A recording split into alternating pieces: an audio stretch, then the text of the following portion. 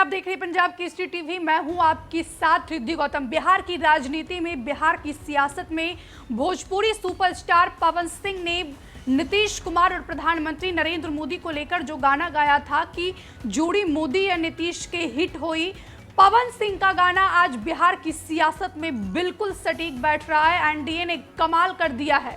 243 में से 206 सीटें पर एनडीए लगातार बढ़त बनाती हुई नजर आ रही है। महागठबंधन 30 सीटों पर सिमट गई है और इस बीच बड़ी खबर निकलकर सामने आ रही है तेजस्वी यादव को लेकर। राघोपुर सीट को लेकर बड़ी खबर निकलकर सामने आ रही है, जहां से मौजूदा नेता प्रतिपक्ष तेजस्वी यादव पीछे चल रहे हैं। 16वें राउंड की गिनती के बाद भी तेजस्वी यादव राघोपुर से पीछे चल रहे हैं और ये सबसे बड़ा झटका है लालू परिवार के लिए, लालू परिवार की विरासत के लिए, तेजस्वी यादव के लिए, आरजेडी के लिए, उनके कार्यकर्ताओं के लिए, महागठबंधन के लिए।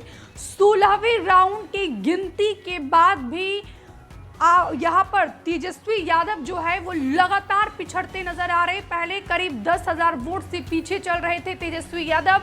ऐसे में सवाल ये उठ रहा है कि क्या तेजस्वी यादव राघोपुर के किले को नहीं बचा पाएंगे? ऐसे क्या फैक्टर रहे हैं जिससे तेजस्वी यादव को, आरजेडी को, खास करके महागठबंधन को बड़ा झटका लगा है? एक बार पहले हम आपको डेटा यहां पर समझा देते हैं। 243 सीटों में इस समय एनडीए 206 सीटों पर बढ़त बनाती हुई नजर आ रही है, तो दूसरी तरफ महागठबंधन सिर्फ और सिर्फ ओनली 30 सीट्स पर जो है सिमटती हुई नजर आ रही है। यही अगर बीजेपी की बात करते हैं तो बीजेपी 94 सीट्स पर बढ़त बनाती हुई नजर आ रही है। जेडीयू 83, एलजेपी 20, हिंदुस्तानी आवाम मोर्चा 5, आरएलएन 4, महागठबंधन में आरजेडी 25। अपनी इज्जत भी आरजेडी इस बार नहीं बचा पाई है। कांग्रेस पार्टी 3, लेफ्ट के खाते में 2 सीटें गई है। और यहाँ पर बात की जाए तो मुकेश सहनी जो इंडिया गठबंधन के भावी डेप्यूटी सीएम के कैंडिडेट थे, उनका सुपड़ा साफ हो गया है।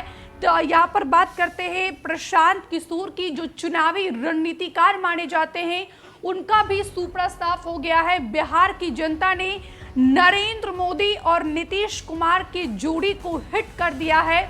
और इसी पर कि आखिरकार तेजस्वी यादव को इतना बड़ा झटका क्यों लगा? 16वें राउंड के गिनती के बावजूद भी तेजस्वी यादव क्यों पीछे चल रहे हैं? इसको लेकर क्या कई सारे सवाल उठ रहे हैं। सीधे हम आपको यहाँ से न्यूज रूम लिए चलते हैं, जहां से हमारे सहयोगी नीतीश हमारे साथ लाइव जुड़ गए हैं।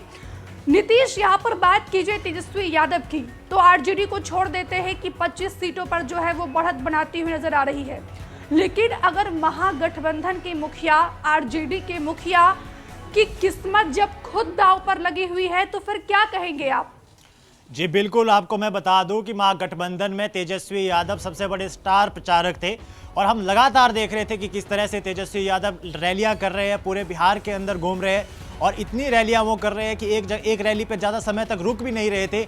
इस समय माना भी जा रहा था कि तेजस्वी यादव बहुत ज़्यादा मेहनत कर रहे हैं इस चुनाव में और ज़रूर कुछ ना कुछ अप्रत्याशित परिणाम आएंगे। लेकिन अभी के जो चुनाव नतीजे सामने आ रहे हैं, महागठबंधन को छोड़ दीजिए, आरजेडी को छोड़ दीजिए, लेकिन अगर आप तेजस्वी यादव को देखें तो तेजस्वी यादव पिछड़ रहे हैं। अपनी ही सीट को बचाना तेजस्वी यादव के लिए मुश्किल हो गया है। और आप देखिए कि तेजस्वी यादव है, तेज प्रताप है, लालू प्रसाद के दोनों बेटे अब पीछे चल रहे हैं। आप देखिए कि दोनों फैमिली के बीच जो कॉन्फ्लिक्ट हुआ, उसके बाद से हमने देखा कि तेज प्रताप को परिवार से अलग कर दिया गया। लेकिन तेजस्वी यादव जो परिवार की राजनीति संभाल रहे थे और पहले उप मुख्यमंत्री रह चुके हैं, उनके बारे में कहा जा रहा था कि वो एक बिहार की आने वाली राजनीति का बड़ा चेहरा हो सकते हैं। लेकिन अभी हम क्या देख रहे हैं कि तेजस्वी यादव अपनी सीट नहीं बचा पा रहे हैं।